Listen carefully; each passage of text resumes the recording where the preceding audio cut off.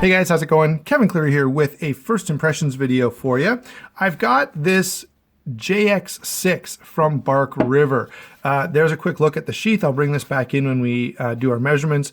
One of the things that's interesting about this sheath is it has a magnet in there to help with retention. The knife itself here, this is the JX6. It's a Chris Tanner design made by Bark River. You know, I'm not a huge fan of all of the Chris Tanner designs, but this particular one was pretty appealing to me. So when one came up for sale at a very attractive price, I might add, I went ahead and pulled the trigger, and I'm pretty happy with it. So I wanted to quickly share this with you. You can see here that it's the CPM 154 version of this knife. There's a couple of different steels. I think initially they were in A2 tool steel. And I think there's only the run in CPM 154, but maybe there's been a run in LMAX as well. Someone can correct me down in the comments on that one if I'm out to lunch there. Handle on this particular one is sort of a brown, and I'm going to call this canvas micarta. Linen micarta, in all my experience, has been much finer than this. So this is a pretty coarse weave. I'm going to call this canvas micarta. Again, you can feel free to correct me if I'm wrong. Hollow pins on this guy, which I think is kind of an interesting touch. Like all Bark Rivers, this is going to have a convex grind. And one thing that I will say about those convex grinds is they are crazy thin behind the edge, which is really, really cool from a user standpoint. They really perform well. Let's grab a couple measurements on this, and then I'll go ahead and give you sort of my impressions. The knife itself is going to be, let's see here, just under 7.5 inches long. You can see that there. So 7 7/16 or so. Blade on this guy is going to be 3 5/8. Now only about 3 1/4 of that is actual cutting edge. Handle length, and really, so the handle length on this is 3.5 inches. However, you basically have 4 inches, maybe even, about 4 inches where your hand can actually go. Because I think pretty much everyone is going to have their one finger up here kind of in this choil. So that's adding a little length to how much actual grip room you're going to have. Let me throw the sheath back on here so that we can take a measurement with that, since the reality is that's how everyone is going to be carrying this knife. The magnet in that sheath is giving me a hard time. So the knife with the sheath is about 7 3/4 inches, as you can see there. It's just a little under that.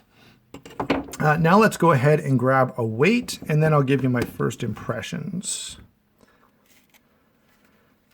All right. We're already in ounces, so 6.3. All right, so 6.3 ounces for the knife and the sheath. And then if we do just the knife, about 4.1 ounces. So the sheath itself is going to be around 2 ounces. That's something I always feel like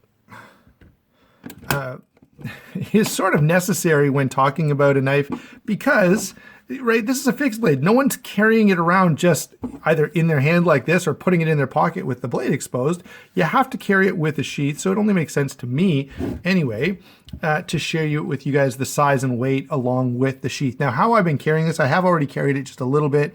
It drops in the pocket really, really nicely. I may actually cut in when I do the full review where I've been carrying this. I've got a couple of the 511 pants that have sort of the back hip pocket, and that seems to work really, really well. So is this well suited to an EDC fixed blade? Yeah, I think it is. There's a couple of quick reasons that I'll give you. Number one, it's nice and thin behind the edge. The blade stock itself is not crazy thick. Maybe I can show you here. You can kind of see how that convex grind works when I give you that shot there. The other thing is it's nice and hand filling. Now, the one thing that I haven't sort of decided yet, but we'll see how it goes with use.